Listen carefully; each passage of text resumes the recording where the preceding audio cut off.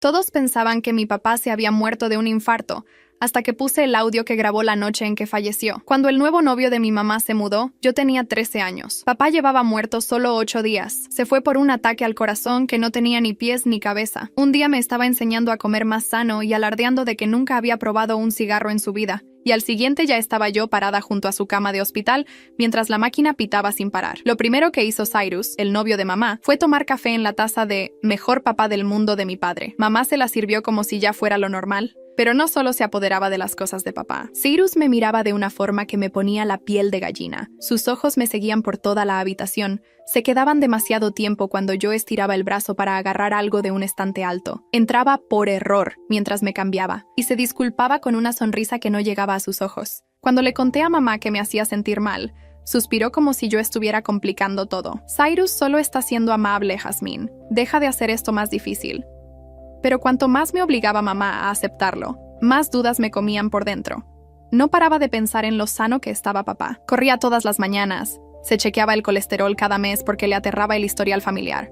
El doctor hasta bromeaba con que llegaría a los 100 años. Una noche en la cena lo saqué a relucir. Papá nunca había tenido problemas de corazón. Cyrus dejó el tenedor despacio, me miró fijo y dijo: «Los corazones son impredecibles. A veces simplemente dejan de latir». Lo dijo como si disfrutara un chiste privado. Mamá me regañó para que dejara de revolver el pasado. Pensé que si conseguía una prueba, mamá tendría que escucharme. Empecé a grabar a Cyrus con el celular cuando soltaba comentarios raros sobre que me estaba convirtiendo en mujer, o lo madura que me veía con el uniforme del cole. Pero lo descubrió. Me quitó el teléfono de las manos un día y borró todo mirándome a los ojos. Luego le mostró a mamá la carpeta vacía y dijo que yo intentaba tenderle una trampa. Mamá me quitó el celular de castigo.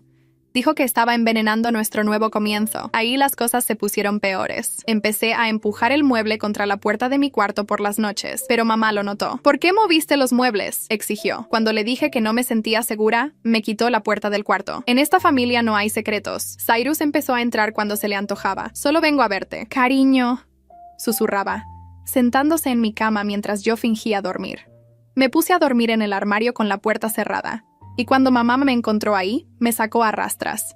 «¿Qué te pasa? ¿Estás teniendo un colapso?», me agarró de los hombros. «Tal vez necesites terapia, Jasmine. Esto no es normal». Papá llevaba muerto 6 semanas y yo me sentía ahogada. Cada día Cyrus se volvía más osado, mamá más ciega y yo más desesperada. Extrañaba tanto a papá que dolía en el cuerpo, no solo porque necesitaba que me protegiera, sino porque nada encajaba. Lo rápido que mamá siguió adelante, cómo Cyrus parecía conocer el plano de la casa desde el primer día. Una noche fui al viejo despacho de papá mientras veían tele. Cyrus ya lo había ocupado, claro, pero yo solo quería encontrar algo, cualquier cosa que oliera a papá o tuviera su letra. Ahí lo vi, metido detrás de la estantería como si lo hubieran escondido a propósito. El iPad viejo de papá. 3% de batería.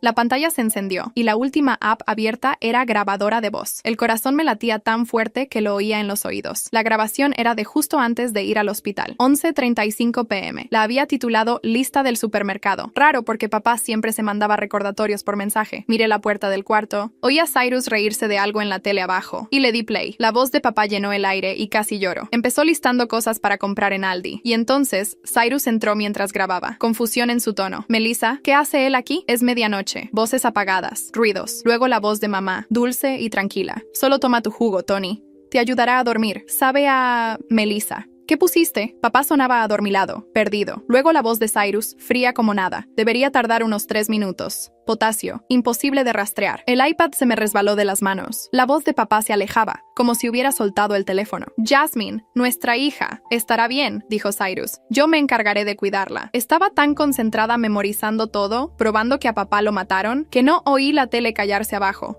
No oí los pasos en la escalera. «Veo que encontraste las cositas viejas de tu papá, Jasmine». La voz viscosa de Cyrus me puso en alerta máxima. «Sabes que a tu mamá no le gusta eso». Me temblaban tanto las manos que casi dejó caer el iPad al piso. Aprieto el botón de bloqueo y lo meto bien hondo en el bolsillo de la sudadera, tratando de mantener la cara normal, aunque el corazón me retumba tanto que juro que Cyrus lo oye desde la puerta. «Tengo que salir de este cuarto ya». Me agarro la panza y pongo voz débil y urgente. «Me siento súper mal. Necesito el baño». Cyrus no se mueve por 3 segundos eternos. Solo me mira con esos ojos helados y siento el sudor en la espalda. Luego se hace a un lado y paso corriendo tan rápido que casi tropiezo con la alfombra del pasillo. Cierro el baño con pestillo y me apoyo en la puerta, respirando agitada. El iPad quema en mi bolsillo. Lo saco con dedos que no paran de temblar y toco la pantalla. 2% de batería. Abro mi correo del cole en el navegador, el que mamá no sabe porque lo creé en la biblioteca el año pasado. Los dedos se me enredan en el teclado chiquito mientras adjunto el archivo de audio. La carga va lentísima y miro la puerta como si Cyrus fuera a derribarla. Escribo el email de la señorita Reeves, la orientadora, que fue buena conmigo después de que papá murió, y le doy enviar. La barra de progreso avanza más lento que nada en mi vida. Vamos, vamos, vamos. La batería baja a 1% y la barra va a la mitad. Me tapo la boca con la otra mano para no hacer ruido. Al fin, dice enviado. Borro el correo de la carpeta enviados en el iPad para que no quede rastro. Luego la pantalla se apaga. Batería muerta. Meto el iPad bien profundo en la mochila bajo el libro de mates y la carpeta de español. Tiro la cadena aunque no use el baño. Me lavo las manos y miro mi cara en el espejo. Estoy pálida y asustada. Respiro hondo unas veces y abro la puerta. Cyrus está ahí parado en el pasillo esperándome. Me obligo a no correr, a no parecer culpable. Aunque las piernas quieran bajar las escaleras volando y salir por la puerta principal. Me voy a dormir, murmuro sin mirarlo a la cara. Camino lo más normal que puedo hasta mi cuarto sin puerta, y en cuanto entro, empujo el mueble contra la abertura. No lo detendrá, pero al menos oiré si intenta entrar. Me meto en la cama con toda la ropa puesta, incluyendo la sudadera, y me tapo hasta la barbilla. La mochila está en el piso justo al lado de la cama para agarrarla rápido si hace falta. Me quedo ahí en la oscuridad oyendo cada ruido de la casa. La tele se apaga abajo, pasos en la escalera, mamá y Cyrus hablando bajito en su cuarto. Luego a medianoche oigo pasos en el pasillo y el mueble raspa el piso al moverse. Cierro los ojos fuerte y respiro como si durmiera. La cama se hunde cuando Cyrus se sienta al borde. Su mano toca mi pelo y lo acaricia despacio y asqueroso. Y todo mi cuerpo quiere gritar, pero me quedo quieta como estatua. «Dulces sueños, cariño», susurra pegado a mi oreja. Luego se va. 2 horas después vuelve y hace lo mismo. Pero esta vez se queda más, y me muerdo el cachete por dentro para no llorar o vomitar. Cuando se va la segunda vez, abro los ojos en la oscuridad y miro el techo. Esta noche no duermo, ni loca. Me quedo planeando cada detalle del mañana. Tengo que llegar temprano al cole antes de la primera clase e ir directo a la oficina de la señorita Reeves. Ella revisa el correo a primera hora. Verá la grabación. Me creerá. Tiene que creerme. Repaso una y otra vez qué le diré, cómo explicarlo todo. El cielo empieza a clarear por la ventana como a las 6. Oigo la alarma de mamá y luego la ducha. Me levanto, agarro la mochila, chequeo que el iPad siga enterrado bajo los libros. En el desayuno, mamá sirve café y Cyrus mira algo en su celular. Llueve fuerte contra la ventana de la cocina. Mamá me mira y frunce el ceño. Está diluviando. Cyrus te lleva al cole. Se me cae el estómago. Puedo ir caminando. No seas tonta, Jasmine. Cyrus levanta la vista del celular con esa sonrisa que me eriza la piel. No me molesta para nada. Igual voy a pasar a verte después. Me agarro la panza otra vez, con el truco de anoche. Me siento mal de nuevo. Cólicos. Además, tengo que llegar temprano para recuperar un examen que perdí. Los ojos de mamá se entrecierran como sospechando, pero mantengo la cara de dolor. ¿Qué examen? Mates. La señorita Reeves lo arregló para mí. Esa parte es mentira, pero mamá no sabe mi horario para chequear. Cyrus sigue mirándome, pero no lo miro. Agarro la mochila y voy a la puerta principal antes de que digan más. Me voy ya o llego tarde. Salgo y bajo los escalones antes de que mamá diga algo. La lluvia me empapa la sudadera en segundos, pero no me importa. Camino rápido por la calle, la mochila pesada en los hombros, mirando atrás cada rato para ver si Cyrus me sigue en su auto. A 3 casas está la de Marta, la vecina del jardín que siempre me saluda cuando voy a la parada del bus. Nunca hablé mucho con ella, pero ahora es mi única salida. Subo corriendo sus escalones y toco fuerte. Abre en bata y con taza de café, sorprendida. «Jasmine, cielo, ¿qué pasa? ¿Me das un aventón al cole, por favor?» Mi voz sale temblorosa y urgida. Me mira la cara, lo empapada y temblando que estoy, y no pregunta más. Déjame agarrar las llaves. Vuelve en 30 segundos con bolso y llaves. Corremos bajo la lluvia a su sedán en la entrada. Me subo al asiento del copiloto y aprieto la mochila contra el pecho, sintiendo el iPad a través de la tela. Marta arranca y sale a la calle. Los limpiaparabrisas a toda velocidad. El calefactor sopla aire caliente que pega mi ropa mojada a la piel. Conducimos como 2 minutos en silencio antes de que Marta me mire de reojo. Pregunta si todo está bien en casa, suave y cuidadosa. No quiero, pero de repente lloro a mares y no paro.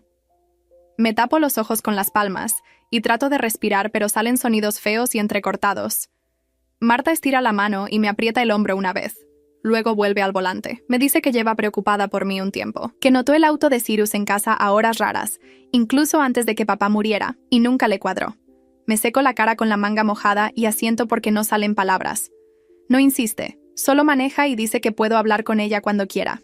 Cuando llegamos al cole, el estacionamiento está casi vacío porque es temprano. Le agradezco y agarro la mochila. Corro hacia la entrada principal bajo la lluvia. Los pasillos están callados, salvo por maestros armando aulas. Voy directo a la oficina de orientación, las zapatillas chirriando en el piso. La puerta de la señorita Reeves está cerrada, pero hay luz adentro. Toco 3 veces. Más fuerte de lo que quiero. Abre con taza de café y su cara cambia al verme. Le digo que necesito hablar de algo grave. La voz temblorosa y urgida. Deja la taza, cierra la puerta y me señala la silla frente a su escritorio. Me siento y saco el iPad de la mochila. Lo pongo en el escritorio con manos que tiemblan. Las palabras salen en tropel desordenado. Le cuento de encontrar el iPad en el despacho de papá, la grabación de lista del supermercado, oír la voz de papá y luego a Cyrus y mamá. Explico lo del potasio y lo sano que estaba papá y cómo Cyrus se mudó 8 días después de que muriera. La señorita Reeves se inclina y pregunta si puede oír la grabación. Desbloqueo el iPad y le doy play. La voz de papá llena la oficina chiquita. Se tapa la boca mientras escucha. Cuando termina con Cyrus diciendo que me cuidará bien, se recuesta en la silla y mira el iPad.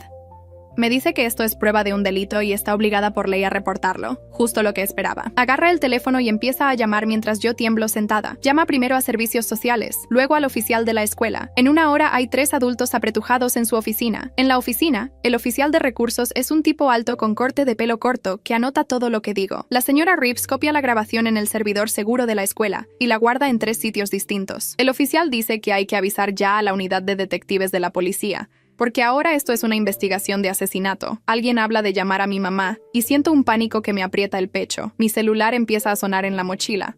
Lo saco y veo el nombre de mamá en la pantalla. La señora Reeves me dice que no conteste todavía y lo dejo en buzón. 20 minutos después, la secretaria de la escuela toca la puerta y le dice a la señora Reeves que mi mamá está en la oficina principal. Exige llevarme a casa y dice que estoy en una crisis de salud mental que necesita ayuda urgente. El oficial se levanta y dice que él se encarga. La señora Reeves se queda conmigo y oigo la voz de mamá subiendo de volumen en el pasillo, fuera de la oficina de consejería. Grita sobre sus derechos como mi madre, y que la escuela no puede separarme de ella. La voz del director la interrumpe, calmada pero firme, diciendo que me quedo en el campus todo el día y que se pondrán en contacto. La voz de mamá se pone aún más fuerte, amenazando con llamar a su abogado y demandar a la escuela. Al final, oigo pasos alejándose y luego la puerta principal cerrándose de golpe. La señora Reeves me pregunta si me siento segura yendo a casa hoy. Le digo la verdad, que Cyrus entra en mi cuarto de noche y se sienta en mi cama, que mamá me quitó la puerta del dormitorio para que no pueda cerrarla con llave. Le cuento que duermo en el armario y que mamá dijo que estaba teniendo un colapso. La señora Reeves anota todo en una libreta legal, con el bolígrafo volando por el papel. Me dice que soy muy valiente por hablar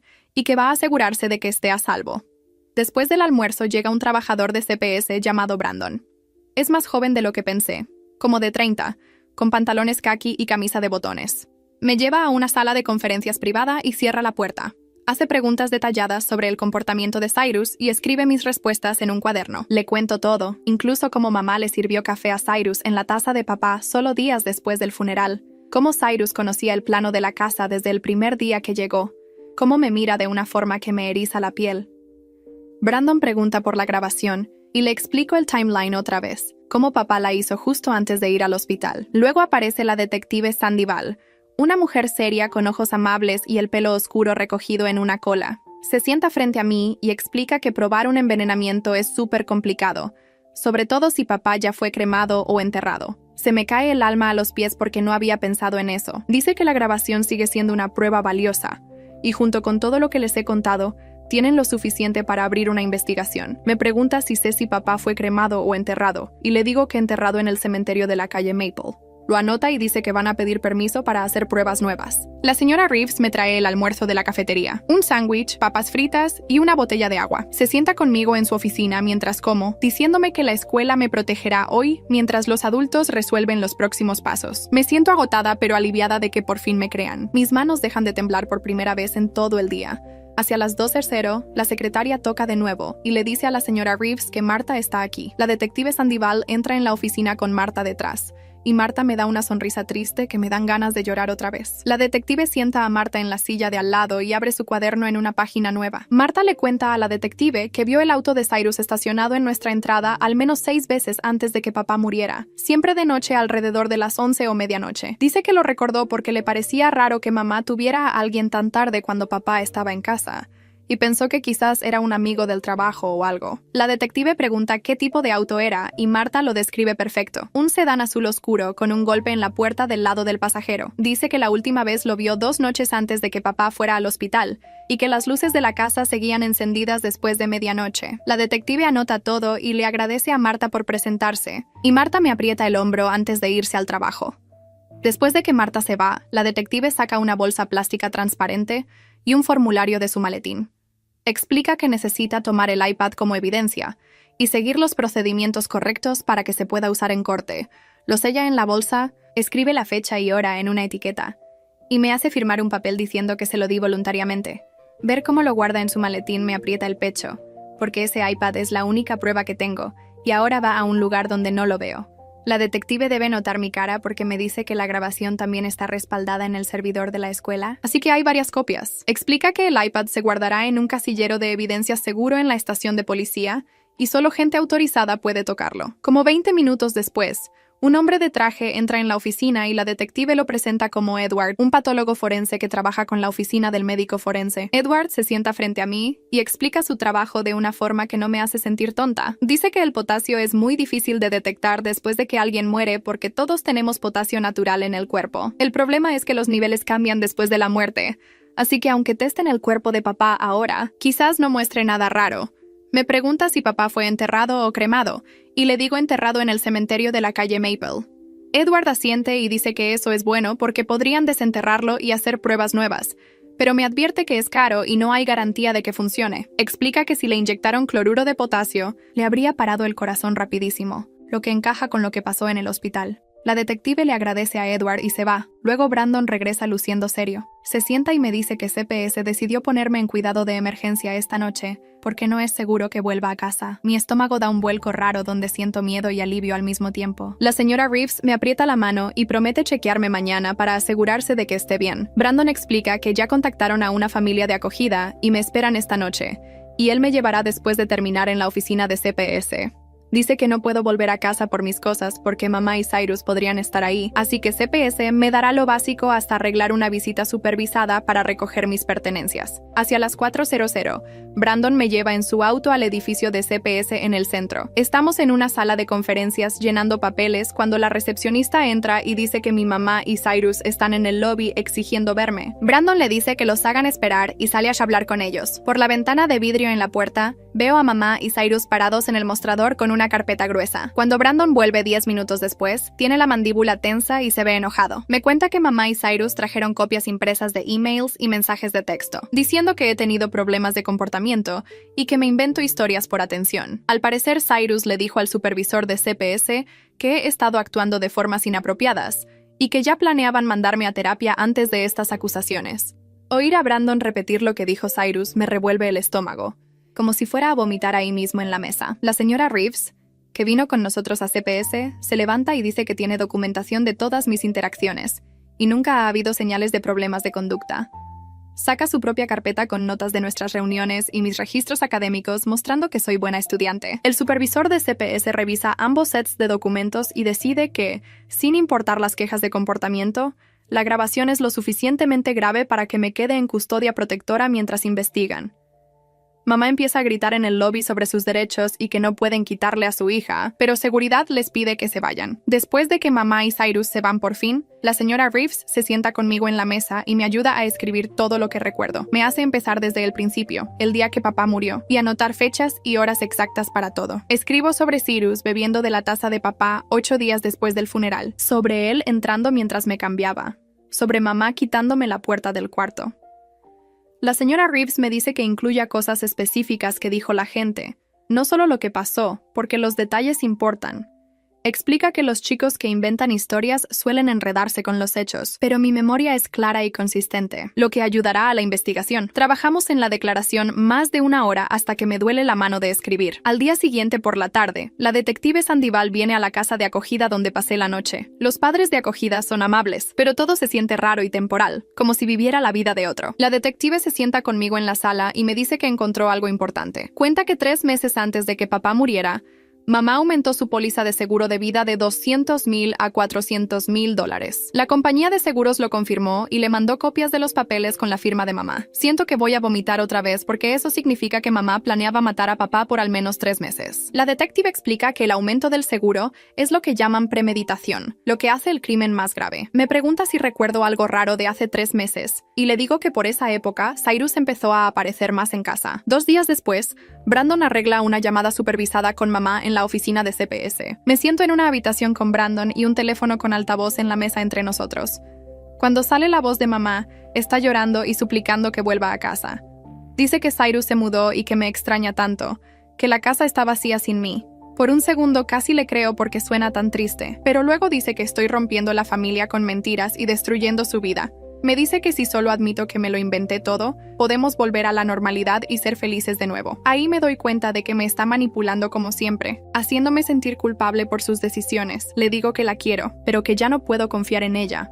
Y mamá llora más fuerte. Brandon corta la llamada después de 10 minutos y pregunta si estoy bien.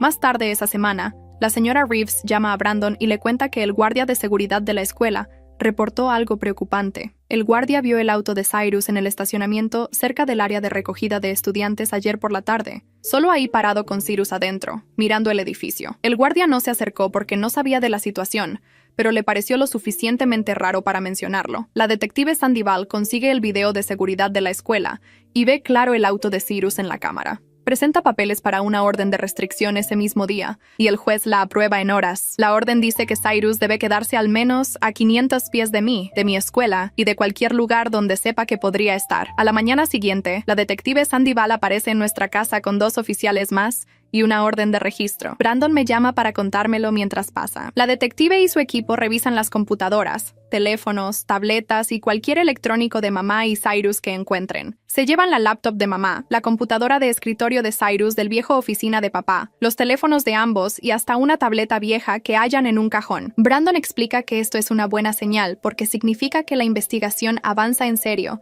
y están armando un caso real. La policía tendrá especialistas en tecnología revisando todo en busca de evidencia, como búsquedas en internet, mensajes borrados y cualquier cosa que pruebe qué le pasó a papá. 3 días después, la detective Sandoval llama a Brandon y pregunta si puede pasar por la casa de acogida para mostrarme algo importante. Llega esa tarde con una carpeta llena de papeles y se sienta conmigo en la mesa de la cocina. El especialista en tecnología de la policía revisó cada archivo en la computadora de Cyrus y encontró su historial de búsquedas de 2 semanas antes de que papá muriera. La detective desliza las páginas impresas hacia mí y mis manos tiemblan mientras leo las búsquedas. Dosis letal de cloruro de potasio. ¿Cuánto potasio para causar un ataque al corazón? Venenos imposibles de rastrear que imitan muerte natural. Tiempo para que una sobredosis de potasio haga efecto. Las fechas están ahí en blanco y negro. 3 y 4 de octubre. Exactamente 14 días antes de que papá muriera. Empiezo a llorar porque esto prueba que tenía razón todo el tiempo, que no estaba loca ni inventando como dijo mamá. La detective pone su mano en mi hombro y me dice que esta es evidencia fuerte que muestra planificación e intención. Explica que el fiscal está revisando todo y armando el caso, pero toma tiempo hacerlo bien. Brandon me trae pañuelos y me seco la cara, sintiendo una mezcla rara de alivio e ira porque ahora la gente tiene que creerme, pero no trae de vuelta a papá. A la mañana siguiente, Edward se reúne con la detective Sandoval en la estación de policía para revisar toda la evidencia juntos. Brandon me lo cuenta más tarde ese día cuando viene a chequearme. Edward explicó que incluso con las búsquedas en la computadora y la grabación, el caso sigue siendo lo que los abogados llaman circunstancial sin el cuerpo de papá, o las muestras de sangre originales de esa noche. Sugirió pedir una exhumación si papá fue. Los restos de mi papá están enterrados para que hagan pruebas toxicológicas nuevas. Pero Edward me avisó que desenterrar a alguien sale carísimo y el fiscal tiene que dar el visto bueno. Además, el abogado de mamá seguro se va a oponer con todo. La detective Sandoval le dijo a Edward que igual va a pelear por eso, porque necesitan pruebas físicas para reforzar el caso. Brandon me lo explica todo fácil y yo le pregunto si van a abrir la tumba de papá. Él dice que tal vez, si el juez lo permite, pero puede tardar semanas o meses en aprobarse. Me da náuseas imaginar que molesten el descanso de papá, pero sé que es la única forma de demostrar lo que Cyrus y mamá le hicieron. La audiencia de protección infantil es la semana siguiente en el juzgado del centro. Brandon me lleva en auto y nos sentamos en una sala chiquita con bancos de madera y luces fluorescentes que zumban. Mamá llega con su abogada, una tipa de traje gris que parece molesta. A Cyrus no lo dejan entrar por la orden de alejamiento. El juez es un señor mayor con lentes que lee todos los informes de protección infantil, la policía y la escuela. Le pregunta al abogado de mamá por qué Cyrus andaba tanto en la casa y por qué mamá me quitó la puerta del cuarto. La abogada trata de decir que mamá solo quería ayudarme a adaptarme después de perder a papá, pero el juez no se ve convencido. Luego lee su decisión en voz alta. Cyrus no puede tener ningún contacto conmigo, ni en persona, ni por mensajes, ni nada. Mamá solo me puede ver supervisada en la oficina de protección infantil. Nada de visitas en casa. Mamá se pone a llorar cuando lo dice, secándose los ojos con un pañuelo, pero ni me mira una vez en toda la audiencia. Me siento culpable aunque sé que hice lo correcto, como si yo estuviera rompiendo la familia en vez de ella, que mató a papá. Brandon me aprieta la mano y me recuerda que esto es para mantenerme a salvo, no para castigar a mamá.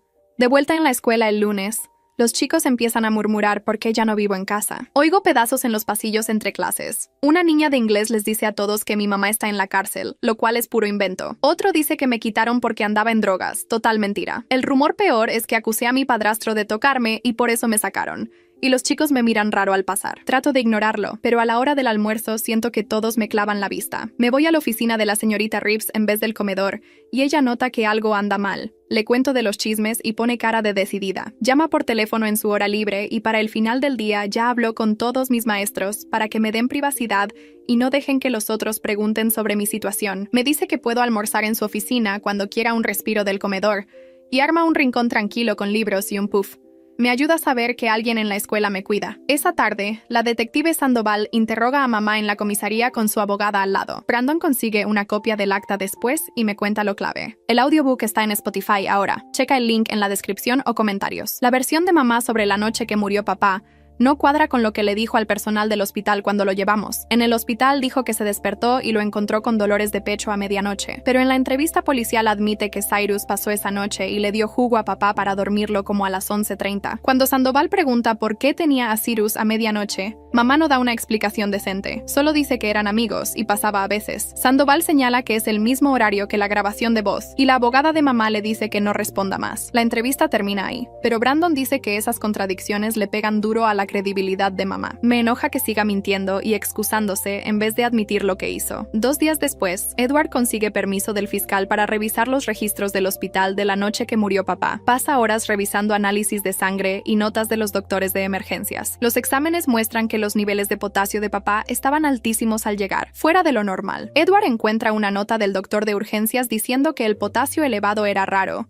pero lo achacó al infarto, no a la causa. En ese momento nadie buscaba envenenamiento porque mamá dijo que papá se despertó con dolores. Edward escribe un informe explicando que el envenenamiento con cloruro de potasio da síntomas iguales a un infarto. Por eso es tan difícil de detectar. Envía copias a Sandoval y al fiscal. Brandon me dice que esta evidencia médica con todo lo demás fortalece mucho el caso. Siento una oleada de esperanza de que tal vez sí haya justicia para papá. El lunes siguiente, la señorita Reeves la llaman a la oficina del director y vuelve estresada. Me cuenta que Cyrus presentó una queja formal al distrito escolar, diciendo que ella me entrenó para acusarlo falsamente. La escuela tiene que investigar a fondo porque es grave contra un empleado. Reeves se sienta conmigo en su oficina y explica que no está preocupada porque siguió todos los protocolos al pie de la letra y tiene documentos de todo. Tomó notas detalladas de cada charla, copió la grabación correctamente y reportó a las autoridades en el momento justo. Me dice que no me preocupe, que esto es Cyrus contraatacando para crear dudas. Pero veo que está un poco nerviosa, aunque hizo todo bien.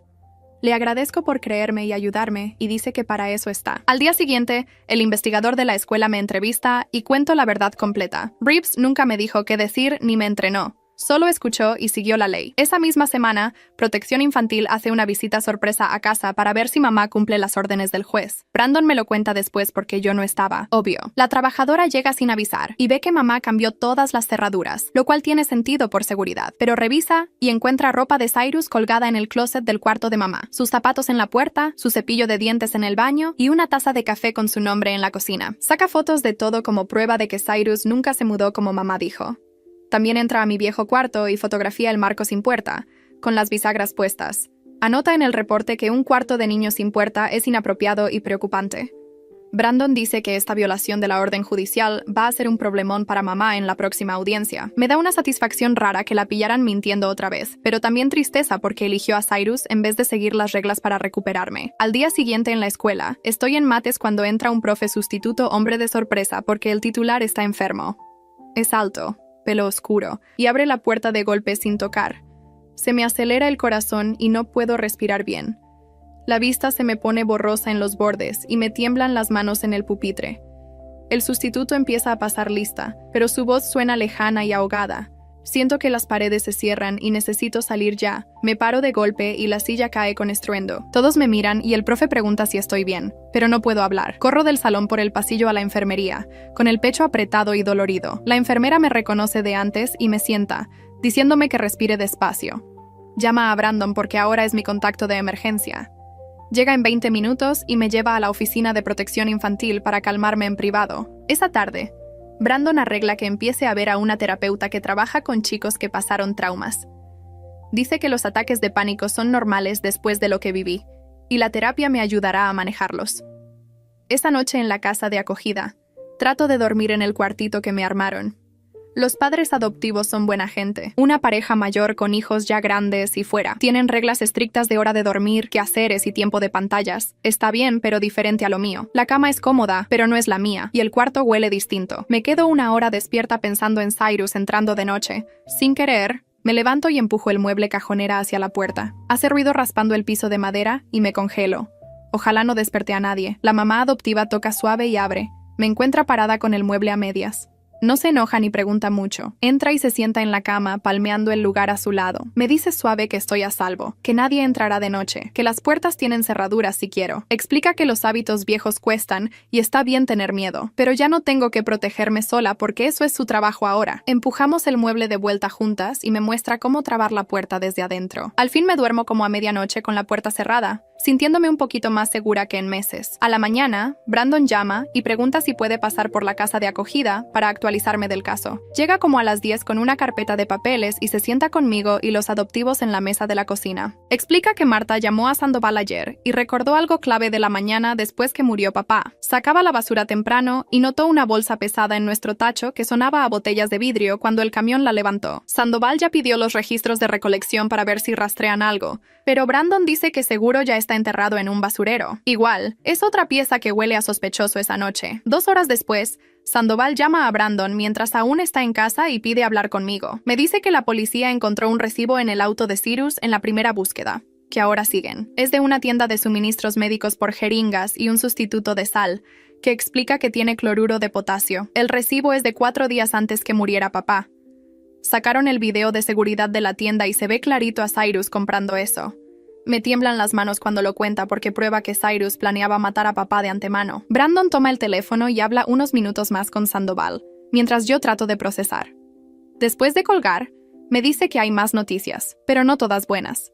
La compañía de seguros se enteró de la investigación y congeló el pago a mamá hasta que se resuelva. Mamá tuvo que contratar abogado para pelear con la aseguradora, y Brandon dice que eso nos ayuda, porque muestra que hasta ellos piensan que algo raro pasó. Explica que las aseguradoras tienen sus investigadores y no congelan pagos, sino dudan fuerte de que fue natural. En los días siguientes, trato de concentrarme en la escuela y la rutina de la casa de acogida, pero es duro no pensar en el caso todo el tiempo. Una tarde, mi terapeuta me muestra algo en la sesión que me revuelve el estómago. Mamá encontró forma de mandarme mensajes por la app de comunicación supervisada que armó Protección Infantil. El primero dice que me quiere y me extraña mucho y quiere que vuelva a casa, pero el segundo, 1 hora después, dice que estoy arruinando su vida y destrozando la familia con mentiras.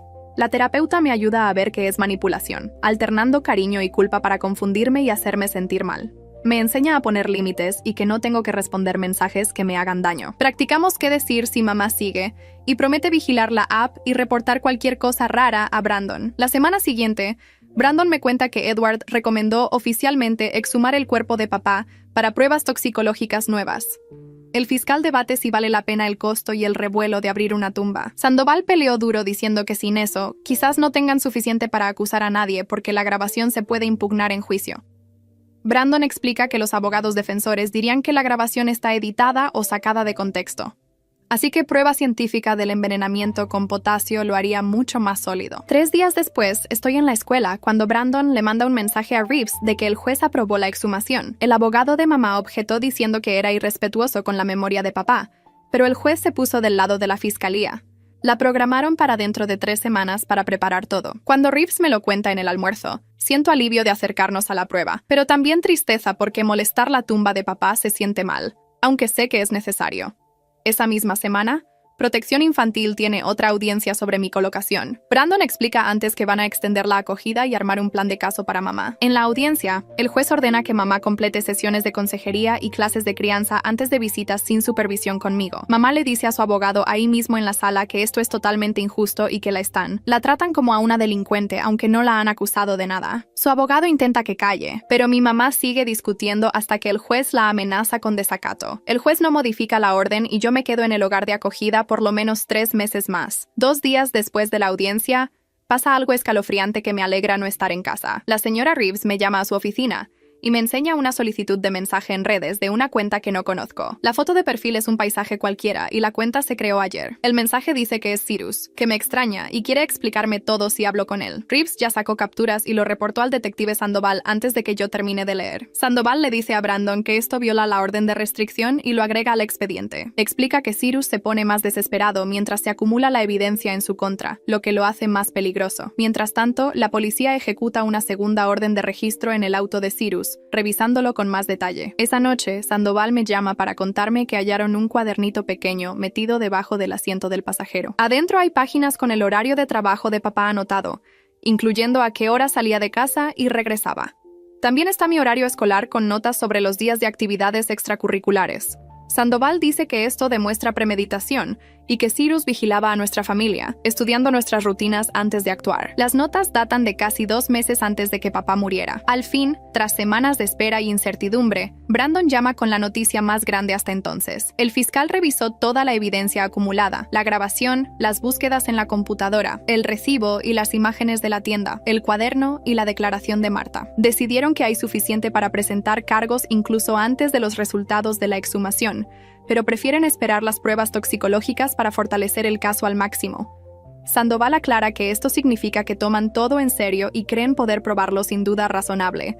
Me dice que el fiscal no avanza si no está seguro de ganar en juicio. Brandon añade que esperamos cargos en 1 mes después de que lleguen los resultados del laboratorio. Pregunto qué tipo de cargos y me explica que probablemente asesinato para Cyrus y complicidad o conspiración para mamá, según lo que el fiscal pueda demostrar sobre cuánto sabía y planeó ella. Oír la palabra asesinato en voz alta hace que todo se sienta más real y aterrador, pero también confirma que no estaba loca, ni inventando, como mamá intentaba decir. 3 días después de la decisión del fiscal, Sandoval llama a Brandon con una novedad que lo hace venir directo a mi casa de acogida. Arrestaron a Cyrus esa mañana por acoso e intento de manipular a un testigo, por los mensajes falsos en redes, y por ser visto varias veces cerca de mi escuela. Brandon me lo explica sentado frente a mí en la mesa de la cocina, con su carpeta abierta y papeles oficiales adentro. El arresto fue en el departamento de Cyrus a las 6 de la mañana, con 4 policías. Sandoval le contó a Brandon que Cyrus se mantuvo tranquilo, como si lo esperara. Salió bajo fianza 3 horas después con dinero de origen desconocido, que Brandon aún no rastrea, pero el juez le puso un tobillero y le ordenó mantenerse a por lo menos 5 millas de nuestro viejo barrio, mi escuela y cualquier lugar donde yo pueda estar. Brandon me mostró un mapa con zonas rojas marcadas, las áreas prohibidas para Cyrus. La compañía del tobillero avisaría a la policía al instante si entra en una. Pregunté qué pasa si viola las reglas y Brandon dijo que iría directo a la cárcel sin opción a fianza. Esa misma semana, alguien envía un correo anónimo a servicios sociales con una foto adjunta. Brandon me la muestra en su celular después de clases un día. Mamá y Cyrus sentados en un reservado de restaurante, inclinados cerca y tomados de la mano sobre la mesa. La foto tiene marca de tiempo de hace 2 días, lo que significa que mamá violó la orden de no contacto con Cyrus. Brandon presenta un reporte de violación esa tarde y pide una audiencia de emergencia. El juez la agenda para el lunes siguiente. Cuando Brandon me dice que el juez amenazó con quitarle a mamá todos los derechos de visita si sigue rompiendo reglas, me siento culpable aunque sé que ella se lo buscó. La audiencia es en una sala más pequeña, con menos gente. Mamá está con su abogado en una mesa. Brandon representa a servicios sociales en otra. El juez lee en voz alta el reporte de violación, con detalles del encuentro en el restaurante y cuánto tiempo duró. El abogado de mamá intenta argumentar que ella, como adulta, tiene derecho a ver a quien quiera, pero el juez lo interrumpe. Refuerza las supervisiones para mamá y deja clarísimo que no debe tener contacto cero con Cyrus de ahora en adelante. Mamá se para ahí mismo y reclama que es injusto, que es adulta y decide sus relaciones. Su abogado le agarra el brazo para que se siente y calle, pero mamá sigue. Dice que la corte la trata como criminal sin cargos. El juez la advierte de desacato y le dice al abogado que controle a su clienta. Mamá se sienta al fin, con la mandíbula apretada de rabia. El juez no cambia la orden y yo sigo en acogida con reglas aún más estrictas para las visitas de mamá. Al día siguiente, durante el almuerzo, la señora Sebes me llama a su oficina. Cierra la puerta y me pide sentarme en la silla cómoda junto a su escritorio. Me explica que quizás tenga que testificar en el juicio y quiere prepararme para no asustarme tanto. Pasamos todo el recreo practicando respuestas a preguntas. Me enseña a respirar hondo antes de contestar, a decir si no entiendo algo y a decir la verdad aunque duela. Me muestra ejercicios de respiración para el pánico, contar hasta 4 inhalando y hasta 4 exhalando. Lo repetimos hasta que sale natural. Me advierte que los abogados defensores podrían confundirme o enojarme, pero que solo responda honesta y clara. La exhumación ocurre un jueves frío 3 semanas después. No voy porque Brandon dice que sería demasiado duro verme. Edward supervisa todo para que siga los procedimientos correctos. Brandon me llama esa tarde y dice que salió bien. Tomaron muestras nuevas del cuerpo de papá y las enviaron al laboratorio estatal con prioridad. Edward explica que buscarán niveles de cloruro de potasio y otras sustancias que quizás se pasaron por alto la primera vez. El lab promete resultados en 2 semanas por la investigación criminal activa. Intento no pensar en el cuerpo de papá siendo molestado. Me concentro en que esto probará la verdad. 2 semanas se sienten como 2 meses. Voy a clases, hago tareas, voy a terapia, pero todo el tiempo espero el teléfono. Al fin, Brandon llama un martes después de cenar. Los resultados toxicológicos preliminares muestran cloruro de potasio en niveles imposibles de forma natural. Edward habló 1 hora con Sandoval explicando los niveles exactos y el momento en que entró al sistema de papá. Sandoval me llama justo después. Dice que es el avance clave, la prueba física que encaja con la grabación. Su voz suena entusiasmada pero profesional. Explica que enviarán los resultados al fiscal en 24 horas. Al día siguiente, Sandoval trae a mamá a otro interrogatorio con la evidencia nueva sobre la mesa. El abogado de mamá está a su lado, con cara de cansado. Sandoval repasa los toxicológicos, la cronología, la grabación y todo lo recolectado. Mamá llora y al fin admite que le dio a papá algo para dormir esa noche, en una botellita que Cyrus le dio. Jura que no sabía que mataría, que Cyrus dijo que era solo un somnífero fuerte, pero Sandoval reproduce la grabación, la parte donde Cyrus dice que tardaría unos 3 minutos, y mamá no suena sorprendida. El abogado para el interrogatorio y pide un receso. El fiscal presenta cargos 3 días después. Homicidio en primer grado para Cyrus. Complicidad posterior al hecho para mamá. Sandoval viene a mi casa de acogida a decírmelo en persona, con Brandon ahí. Explica que significa que el fiscal cree poder probarlo sin duda razonable, con evidencia para convencer a un jurado. Pregunto qué pena si los condenan. Sandoval dice que Cyrus podría tener cadena perpetua y mamá de 15 a 20 años. Oír esos números hace que todo se sienta real y definitivo como nunca. La lectura de cargos de Cyrus está programada para el lunes siguiente a las 9 de la mañana. Brandon pregunta si quiero ir y digo que sí, porque necesito ver a Cyrus esposado. Necesito ver que ya no podía hacerme daño. Nos sentamos en la galería, como en la tercera fila, mientras traían a Cyrus con un traje naranja. Parecía más flaco de lo que recordaba. El juez leyó los cargos en voz alta y le preguntó cómo se declaraba. Cyrus dijo, no culpable, con una voz tranquila. Luego giró la cabeza y me miró fijito desde la galería. Sus ojos se clavaron en los míos y su boca se movió, formando palabras que no oía, pero que podía leer en sus labios. El alguacil se dio cuenta al instante y se paró entre nosotros, tapando la vista de Cyrus. El alguacil fue directo al juez y le susurró algo. La cara del juez cambió. Le preguntó a Cyrus si acababa de intentar hablar con un testigo, y Cyrus sonrió un poquito, pero no contestó. El juez le quitó la fianza ahí mismo por intimidación a testigos. El alguacil y otro oficial se acercaron a Cyrus mientras el juez explicaba que lo metían en custodia de una vez. Sin opción a fianza, Cyrus se quedaría en la cárcel hasta el juicio. Le pusieron esposas y lo llevaron hacia la puerta lateral. Lo vi desaparecer por esa puerta y sentí como si un peso enorme se me quitara de encima. Estaba encerrado. No podía alcanzarme. No podía lastimarme. Brandon me puso la mano en el hombro hombro y me preguntó si estaba bien. Asentí porque por primera vez en meses, de verdad lo estaba. Brandon me acompañó fuera del tribunal hasta su carro, que estaba estacionado al otro lado de la calle. En el camino me contó que el CPS había encontrado un lugar más estable con una familia que sabía manejar casos como el mío. Los papás adoptivos vivían a 20 minutos en un barrio tranquilo con otros 2 chicos adoptivos más grandes que yo. Se llamaban Carol y Jim, y nos recibieron en la puerta cuando llegamos. Carol me mostró mi cuarto. Un espacio chiquito con paredes azules y una ventana que daba al patio trasero. Me ayudó a desempacar la poquita ropa que traía del lugar temporal y me dijo que la cena era a las 6. Esa primera noche, me desperté gritando de una pesadilla donde Cyrus estaba parado al lado de mi cama. Carol entró en segundos y se sentó en la silla junto a la puerta hasta que me volví a dormir. Lo hizo 3 veces más esa semana sin quejarse ni parecer cansada. 2 semanas después, la señora Reeves vino a visitarme con un cuaderno y unos papeles impresos. Se sentó conmigo en la mesa de la cocina y me explicó que el tribunal quería una declaración de impacto de la víctima de mi parte. Le pregunté qué era eso y me dijo que era mi oportunidad de contarle al juez con mis palabras cómo Cyrus me había herido y qué perdí cuando papá murió. Trabajamos en eso juntas por más de 1 hora. La señora Reeves me hacía preguntas suaves y anotaba mis respuestas. Cuando llegué a la parte de extrañar la risa de papá y cómo hacía panqueques todos los sábados, empecé a llorar tanto que no podía hablar. La señora Reeves esperó tranquila y me pasó pañuelos. Cuando terminamos, me lo leyó de vuelta y me preguntó si sonaba bien. Oír mis propias palabras en voz alta me hizo llorar otra vez. Pero esta vez se sentía distinto. Se sentía como si mi voz importara de verdad y la gente tuviera que escuchar. Brandon apareció en la casa adoptiva 3 días después con noticias de la compañía de seguros. Oficialmente rechazaron la reclamación de mamá por el caso criminal en curso. Se sentó frente a mí en la sala y dijo: «Mamá pidió una visita supervisada». Me preguntó si quería verla y sentí un nudo en el estómago. Una parte de mí la extrañaba tanto que dolía. Extrañaba a la mamá que era antes de Cyrus.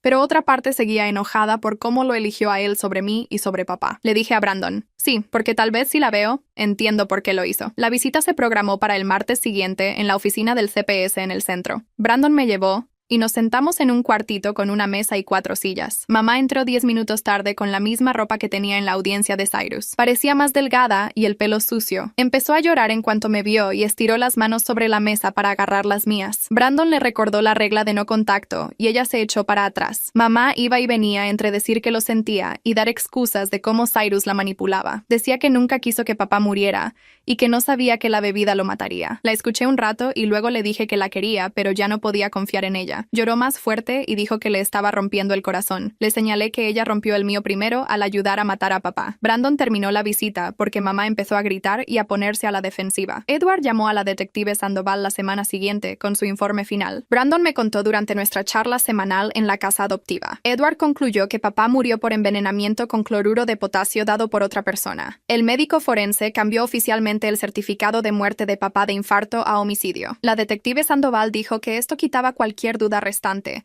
y hacía el caso criminal aún más sólido. El fiscal empezó a preparar el juicio justo después del informe de Edward. La detective Sandoval pasó por la casa adoptiva para actualizarme sobre lo legal. Me explicó que el fiscal le ofreció a mamá un acuerdo para testificar contra Cyrus y tener una sentencia más leve. Pero Cyrus rechazó cualquier acuerdo y le dijo a su abogado que quería ir a juicio. El abogado de mamá le aconsejó pensar bien en el acuerdo, porque las pruebas contra los dos eran muy fuertes. La detective Sandoval dijo que el fiscal mantendría la oferta abierta unas semanas más antes de retirarla. Le pregunté qué pasaría si mamá lo aceptaba, y me dijo que mamá tendría que contar al jurado todo sobre cómo planearon el asesinato de papá. Pensar en mamá admitiendo la verdad en la corte me hacía sentir mal y aliviada al mismo tiempo. El CPS y la escuela se juntaron para que volviera a clases completas, con algo de apoyo extra. Empecé a ir todos los días en vez de solo unas horas. La señora Reeves armó reuniones semanales conmigo en su oficina para ver cómo andaba. Mis maestros sabían de mi situación y me daban extensiones en las tareas cuando las necesitaba. Después de unas semanas,